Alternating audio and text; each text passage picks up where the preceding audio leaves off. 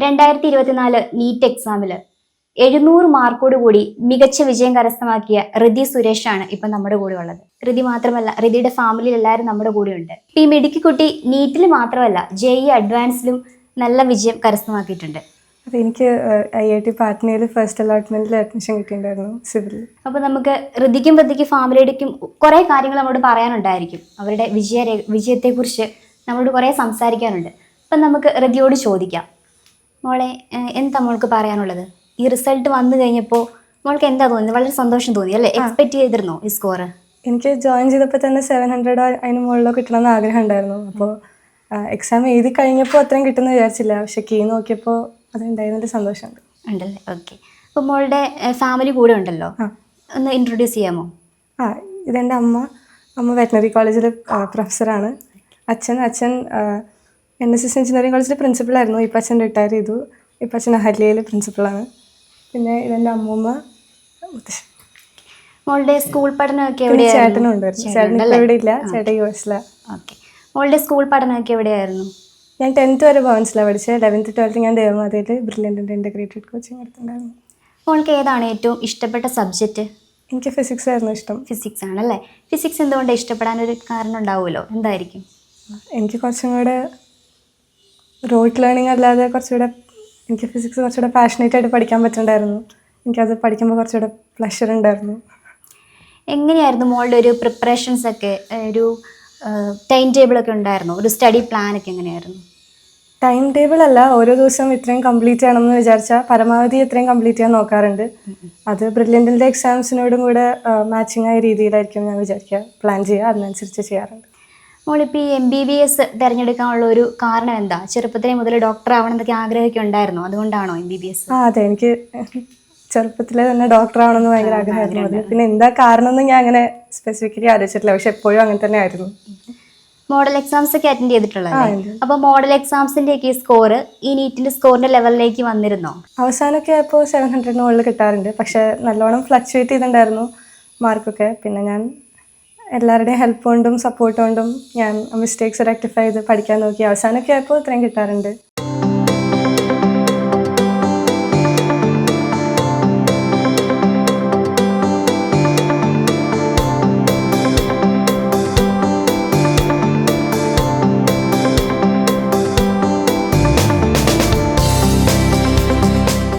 മോള് ഈ ബ്രില്യൻറ്റിലെ ഒരു എക്സ്പീരിയൻസ് ഒന്ന് ഷെയർ ചെയ്യാമോ? 1 ഇയർ എക്സ്പീരിയൻസ് ഒന്ന് ഷെയർ ചെയ്യാമോ? 2 ഇയർ എക്സ്പീരിയൻസ് ബ്രില്യൻറ്റിൽ ഭയങ്കര നല്ലതായിരുന്നു. ബ്രില്യൻറ്റിൻ്റെ എല്ലാ ഫെസിലിറ്റീസും ഭയങ്കര നല്ലതായിരുന്നു. അതായത് നമുക്ക് ക്ലാസ്സസ് ആണെങ്കിലും വളരെ ഇൻട്രാക്റ്റീവ് ആയിരുന്നു. നമുക്ക് ഡൗട്ട് ക്ലിയറൻസും എല്ലാം. പിന്നെ എൻ്റെ ക്ലാസ് ടീച്ചർ ജോയൽ സാറും ജിത് സാറും ഇവരൊക്കെ ഭയങ്കരമായിട്ട് നമ്മളെ വിശ്വസിക്കുന്നുണ്ട് എന്നുള്ളൊരു ഫീലിംഗ് നമ്മളെ മുന്നോട്ട് പഠിക്കാനായിട്ട് ഭയങ്കരമായിട്ട് മോട്ടിവേറ്റ് ചെയ്തിരുന്നു. പിന്നെ ജോർജ് സാറും. പിന്നെ ബ്രില്യൻറ്റിൻ്റെ മെറ്റീരിയലാണ് നമുക്ക് നമ്മൾ ജസ്റ്റ് ചാപ്റ്റേഴ്സ് പഠിക്കുന്നതിനപ്പുറത്ത് ഒരു എക്സാമിലേക്ക് വേണ്ട രീതിയിൽ എങ്ങനെ പഠിക്കണം എന്നുള്ള ഒരു ഗൈഡൻസ് എന്നത് ബ്രില്യൻറ്റിലെ മെറ്റീരിയലിലെ ക്വസ്റ്റ്യൻസ് ആണ്. എന്ന് വെച്ചാൽ അത് ആൻസർ ചെയ്യാൻ പറ്റുന്ന രീതിയിലായിരിക്കണം നമ്മൾ പഠിക്കേണ്ടത് എന്നുള്ളൊരു ഗൈഡൻസ്. പിന്നെ ബ്രില്യൻറ്റിലെ എക്സാംസും ലേണിംഗ് ആപ്പും അതൊക്കെ തന്നെയാണ് ഈ ഒരു ഹോൾ ജേണിയിൽ ഗൈഡ് ചെയ്തിട്ടുള്ളതും ഹെൽപ്പ് ചെയ്തിട്ടുള്ളതൊക്കെ. ഇപ്പോൾ ഋതിയുടെ ഫാമിലി നമ്മുടെ കൂടെ ഉണ്ട്. ഋതിയുടെ നേട്ടത്തിൽ ഏറ്റവും കൂടുതൽ സന്തോഷിക്കുന്നത് ഋതിയുടെ ഫാമിലി തന്നെയായിരിക്കും. അപ്പം നമുക്ക് ഋതിയുടെ പേരൻസിനോടൊക്കെ ചോദിക്കാം, എന്താണ് അവർക്ക് പറയാനുള്ളത്? മോളുടെ ഈ നേട്ടത്തെക്കുറിച്ച് എന്താണ് അവർക്ക് പറയാനുള്ളതെന്ന്. സാർ, എന്താണ് പറയാനുള്ളത്? റിസൾട്ട് വന്നു കഴിഞ്ഞപ്പോൾ നല്ലൊരു സ്കോർ കിട്ടി, അപ്പോൾ എന്താണ് സാറിന് തോന്നിയത്? വളരെ സന്തോഷമുണ്ട്. ഏറ്റവും നന്നായിട്ട് പഠിക്കണമെന്ന് പറയുമ്പോൾ എത്ര സ്കോർ വേണം എന്നുള്ളതിനെ പറ്റിയിട്ട് പ്രത്യേകിച്ചൊന്നും പറയാറില്ല. അപ്പം പഠിക്കുന്ന നിലയ്ക്ക് നല്ല സ്കോർ കിട്ടുന്നുള്ളൊരു വിശ്വാസം ഉണ്ടായിരുന്നു. അതുപോലെ തന്നെ സംഭവിച്ചു. അതിൽ വളരെ സന്തോഷമുണ്ട്. അതിൽ ബ്രില്യൻറ്റിൻ്റെ ഒരു സപ്പോർട്ട് എടുത്തു പറയേണ്ടതാണ്. കാരണം കുട്ടിയുടെ എന്തെങ്കിലുമൊക്കെ കാര്യങ്ങളൊക്കെ തിരിച്ചറിഞ്ഞിട്ട് വേണ്ടപ്പോൾ തന്നെ അതിനെ കറക്റ്റ് ചെയ്ത് പോയിക്കൊണ്ടിരുന്നു എന്നുള്ളതാണ് ഏറ്റവും പ്രധാനപ്പെട്ട കാര്യം. അത് അവളുടെ പഠനത്തോടൊപ്പം തന്നെ പ്രാധാന്യമുള്ള ഒരു കാര്യമാണ്. ഓക്കെ, അമ്മയ്ക്ക് എന്താ പറയാനുള്ളത്? ഋതി പഠന കാര്യത്തിലേക്ക് എങ്ങനെയായിരുന്നു? ഹാർഡ് വർക്ക് ചെയ്യുന്ന ആളായിരുന്നോ? ചെറിയ ക്ലാസ്സിലും പഠനത്തിൽ മിടുക്കി തന്നെയാണ്. പക്ഷെ വലിയ ഹാർഡ് വർക്കിംഗ് ആയിരുന്നില്ല. ക്ലാസ്സിലൊക്കെ പഠിപ്പിക്കുമ്പോൾ അപ്പം തന്നെ പഠിച്ചിട്ട് വീട്ടിൽ വന്ന് അധികം പഠിക്കേണ്ടി വരാറില്ല.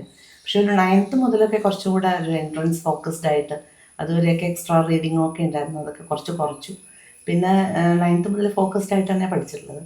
പിന്നെ നമ്മളൊരു കോച്ചിങ്ങിനെ കുറിച്ച് ആലോചിച്ചപ്പം നമുക്ക് വേറൊരു ഓപ്ഷനില്ല, ബ്രില്യൻ്റ് തന്നെ വേണമെന്ന് നിർബന്ധം ഉണ്ടായിരുന്നു. അങ്ങനെ എൻ്റെ മോനും ബ്രില്യൻ്റ് തന്നെ പഠിച്ചതാണ്. നമുക്കറിയാം എന്തുമാത്രം കുട്ടികളെ അത് ബ്രില്യൻ്റ് സഹായിക്കുന്നു, നമുക്ക് നല്ലപോലെ അറിയാം. അതുകൊണ്ട് വേറൊരു ഓപ്ഷൻ ഞങ്ങൾക്ക് ഉണ്ടായിരുന്നില്ല. അപ്പം തൃശ്ശൂർ ബ്രില്യൻ്റ് ഉള്ളത് കൊണ്ട് വീട്ടിൽ നിന്ന് പോയി വരായിരിക്കും കുട്ടിക്ക് കൂടുതൽ സൗകര്യം എന്ന് തോന്നിയത് കൊണ്ട് നമ്മളിവിടെ തന്നെ ചേർക്കുക ചെയ്തത്. അങ്ങനെ പഠിത്തത്തിൻ്റെ കാര്യത്തിൽ പിന്നെ വളരെ ഫോക്കസ്ഡ് ആയിട്ട് വളരെ സിസ്റ്റമാറ്റിക് ആയിട്ട് പഠിച്ചിരുന്നു. ഒരുപാട് ഹാർഡ് വർക്ക് ചെയ്തിട്ടില്ല, പക്ഷേ ഉള്ള സമയത്തെല്ലാം വളരെ സമയം ഭയങ്കരമായിട്ട് നന്നായിട്ട് യൂട്ടിലൈസ് ചെയ്തിട്ടാണ് പഠിച്ചിട്ടുള്ളത്. പിന്നെ നമ്മൾ അങ്ങനെ കൂടുതൽ അവളെ ഇൻസിസ്റ്റ് ചെയ്യേണ്ടതായിട്ടൊന്നും വന്നിട്ടില്ല. വളരെ ഫെസിലിറ്റേറ്റ് ചെയ്തു, അത്ര മാത്രമേ ചെയ്തിട്ടുള്ളൂ. എഫേർട്ടൊക്കെ തന്നെ എടുത്തിട്ടുള്ളത്. ടീച്ചേഴ്സിൻ്റെ സപ്പോർട്ട് എടുത്തു പറയാതിരിക്കാൻ പറ്റില്ല. അവരുടെ ഗൈഡൻസും സപ്പോർട്ടും ഒക്കെയാണ് ഞങ്ങളെക്കാളും കൂടുതൽ. അവളുടെ ചെറിയ പ്രശ്നങ്ങളൊക്കെ അവൾക്ക് സ്ട്രെസ് ഉള്ളതൊക്കെ ടീച്ചേഴ്സും അപ്പോൾ മനസ്സിലാക്കിയിരുന്നു. അതിനനുസരിച്ചുള്ള അഡ്വൈസൊക്കെ കൊടുത്തിരുന്നു. സാറും ജോയൽ സാറൊക്കെ നല്ല സപ്പോർട്ടീവായിരുന്നു. ജോർജ് സാറിൻ്റെ മോട്ടിവേഷൻ ക്ലാസ്സുകളൊക്കെ ഇവിടെ വന്ന് പറയാറുണ്ട്. അത് കഴിയുമ്പോൾ ഭയങ്കര എനർജൈസ്ഡ് ആവുന്ന പോലെ തോന്നിയിട്ടുണ്ട് കുട്ടി. അപ്പം എല്ലാം കൊണ്ടും ഈശ്വരാനുഗ്രഹവും എല്ലാവരുടെ അനുഗ്രഹവും കൊണ്ട് അവൾ ആഗ്രഹിച്ചൊരു സ്കോർ കിട്ടി. പ്രീതിയുടെ മുത്തശ്ശിയാണല്ലേ, മുത്തശ്ശിക്ക് എന്താ പറയാനുള്ളത്? മോൾക്ക് നല്ലൊരു സ്കോറൊക്കെ കിട്ടി, നല്ല വിജയം കരസ്ഥമാക്കിയപ്പോൾ മുത്തശ്ശിക്ക് സന്തോഷമുണ്ട്.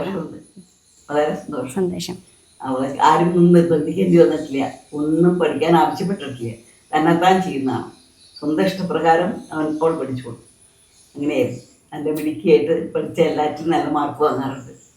എല്ലാവരുടെയും സപ്പോർട്ടും ഈശ്വരാനുഗ്രഹം വളരെ പ്രധാനപ്പെട്ട ഒരു കാര്യം. അതൊക്കെ നല്ലോണമുള്ളത് കൊണ്ട് കുട്ടിക്ക് നല്ല മാർക്ക് കിട്ടി.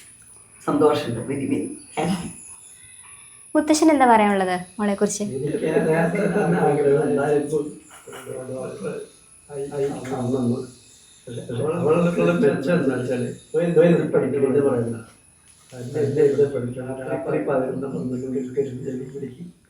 സ്വയം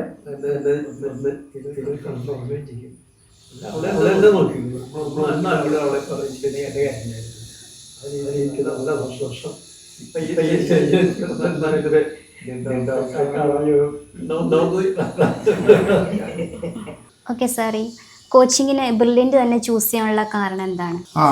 എൻ്റെ മകൻ അവിടെ പഠിച്ചിട്ടുണ്ട്. അപ്പോൾ ബ്രില്യൻറ്റിൻ്റെ ഒരു വ്യത്യസ്ത രീതി ഫെമിലിയറാണ്. അതായത് ഓരോ കുട്ടികളുടെയും കാര്യങ്ങളൊക്കെ മനസ്സിലാക്കി അവരെ ഒരു വിജയത്തിലേക്ക് മോൾഡ് ചെയ്യാനായിട്ടുള്ള കഴിവ് ബ്രില്യൻറ്റിനുണ്ട്. പലതുമായിട്ടും കമ്പയർ ചെയ്ത് നോക്കുമ്പോൾ ബ്രില്യൻറ്റിന് അത്ര കപ്പാസിറ്റി കൂടുതലുള്ളതായിട്ട് തോന്നിയിട്ടുണ്ട്. അതുകൊണ്ടാണ് അങ്ങനെ സെലക്ട് ചെയ്യാൻ കാരണം. നെക്സ്റ്റ് ഇയറിലേക്ക് പ്രിപ്പയർ ചെയ്യുന്ന കുട്ടികളുണ്ടല്ലോ, അവരോട് ഹൃതിക്ക് എന്താ പറയാനുള്ളത്? അവർക്ക് കൊടുക്കാനുള്ള ഒരു മെസ്സേജ് എന്താണ്, ഒരു മോട്ടിവേഷൻ എന്താണ്? ഓക്കെ, എനിക്ക് പറയാനുള്ളത് ഈ 2 വർഷത്തെ ഹോൾ പഠിക്കുന്ന പ്രൊസീജിയർ അത് ശരിക്കും എൻജോയ് ചെയ്യുകയാണെങ്കിൽ നമുക്ക് എല്ലാവരും പറയുന്ന പോലെ 2 വർഷം ബുദ്ധിമുട്ടി പഠിക്കേണ്ട ആവശ്യം വരില്ല. ആ 2 വർഷം നമ്മൾ 3 വളരെ ഡൈവേഴ്സായ സബ്ജക്ട്സ് അത് അത്രയും പാഷനേറ്റ് ആയിട്ട് എൻജോയ് ചെയ്ത് പഠിക്കുകയാണെങ്കിൽ അത് ഭയങ്കര ബ്യൂട്ടിഫുൾ ആയിട്ടുള്ള 2 വർഷമായിരിക്കും. അങ്ങനെ നമ്മളത് എൻജോയ് ചെയ്ത് പഠിച്ചാൽ നമുക്ക് അതിൻ്റെ റിസൾട്ട് കിട്ടും. എക്സാമും എൻജോയ് ചെയ്ത് എഴുതി നമുക്ക് അടിപൊളിയായിട്ട് ഫിനിഷ് ഓഫ് ചെയ്യാൻ പറ്റും.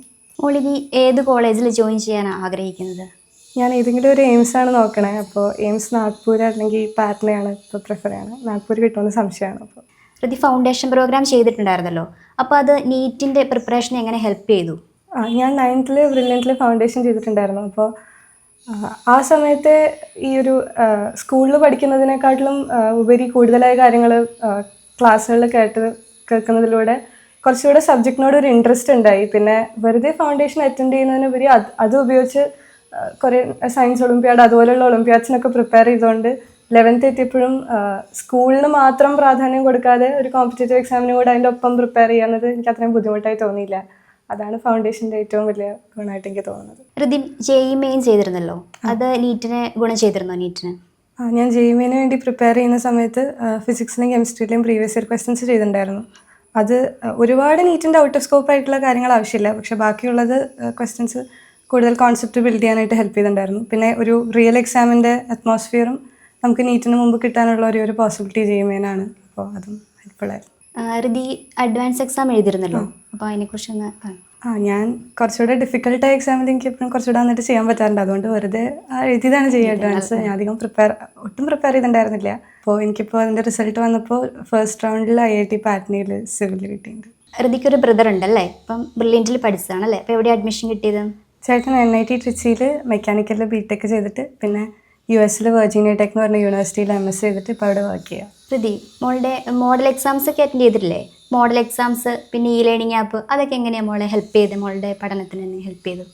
എക്സാംസ് തുടക്കത്തിലൊക്കെ നമുക്ക് ഒരു പോർഷൻ നമുക്ക് കൃത്യമായിട്ട് കംപ്ലീറ്റ് ചെയ്യാനൊരു ഒരു ഗോൾ പോലെയായിരുന്നു ഓരോ എക്സാമും. ഒരു എക്സാമിന് മുമ്പ് അത് തീർക്കണം എന്ന്. അപ്പോൾ അങ്ങനെ എക്സാംസ് ഉണ്ടായിരുന്നുകൊണ്ടാണ് കുറച്ച് സിസ്റ്റമാറ്റിക് ആയിട്ട് തുടക്കത്തിലൊക്കെ പോകാൻ പറ്റിയത്. പിന്നെ എൻഡിൽ ബ്രില്യൻ്റിലെ എക്സാംസ് നീറ്റിനോട് ഭയങ്കര സിമിലറായി വന്നിരുന്നു. അപ്പോൾ പിന്നെ എക്സാമിൻ്റെ അറ്റ്മോസ്ഫിയറും പരമാവധി കുറേ സിമിലറായിട്ട് ക്രിയേറ്റ് ചെയ്തിട്ടുണ്ടായിരുന്നു. അപ്പോൾ നമുക്ക് വരാവുന്ന മിസ്റ്റേക്സും, അത് സബ്ജക്റ്റിലുള്ള മിസ്റ്റേക്സ് മാത്രമല്ല, നമ്മൾ പോയന്മാരിൽ ചെയ്യുന്നതിലൊക്കെ വരാവുന്ന കുറേ മിസ്റ്റേക്സും മനസ്സിലാക്കാനും അത് തിരുത്താനും ഉള്ളൊരു അവസരമായിരുന്നു അത്. മോളെ ബ്രില്യൻറ്റിലെ ടീച്ചിങ് ഫാക്കൽറ്റീസിനെ കുറിച്ചൊക്കെ എന്താ പറയാനുള്ളത്? ബ്രില്യൻറ്റിലെ എല്ലാ ടീച്ചേഴ്സും ഭയങ്കര നല്ലതായിരുന്നു. നമുക്ക് ഓരോ ടോപ്പിക്കിനും അത് വളരെ നന്നായിട്ട് അറിയുന്ന ടീച്ചേഴ്സ് തന്നെയാണ് കൂടുതലും എടുത്തിട്ടുണ്ടായിരുന്നത്. അപ്പോൾ ക്ലാസ്സസും വളരെ ഇൻട്രാക്റ്റീവ് ആയിരുന്നു. നമുക്ക് എന്താ പറയുക, അപ്പം തന്നെ ഡൗട്ട്സ് ഒക്കെ ക്ലാരിഫൈ ചെയ്യാനും പിന്നെ ക്ലാസ്സിന് ശേഷവും ഒക്കെ കുറേ ഓപ്പർച്യൂണിറ്റീസ് ഉണ്ടായിരുന്നു. ഭയങ്കര ഫ്രീ ആയിട്ടിരിക്കാവുന്ന ഭയങ്കര എൻജോയബിൾ ആയ ക്ലാസ്സസ് ആയിരുന്നു. ഇപ്പോൾ റിതിയുടെ ഫാമിലിയെ നോക്കിയാൽ തന്നെ നമുക്കറിയാം, അവർ വളരെ ഹാപ്പിയാണ് റിതിയുടെ ഈ വിജയത്തിൽ.